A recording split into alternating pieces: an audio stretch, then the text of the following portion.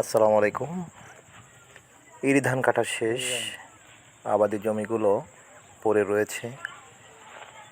এর মধ্যেই যাদের গবাদি পশু রয়েছে, খোলা আকাশের নিচে যেন তারা স্বাধীনতা পেয়েছে। মহিষগুলো চড়ে বেড়াচ্ছে এবং টাটকা ঘাস খাচ্ছে খুবই আনন্দে। অনেকটাই ক্যামেরাবন্দি করতে ভয় পেয়েছিল।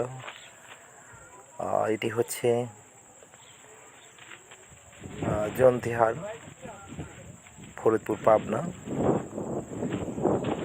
মহিষের পাশাপাশি অন্যান্য প্রাণীগুলো খোলা আকাশে ছেড়ে দেওয়া হয়েছে। দীর্ঘদিন বেঁধে এগুলো চাষ করা হতো, পালন করা হতো, কিন্তু এখন যেহেতু ফসল নেই, সেই জন্য ঘোড়া, ছাগল থেকে শুরু করে যে গবাদি পশু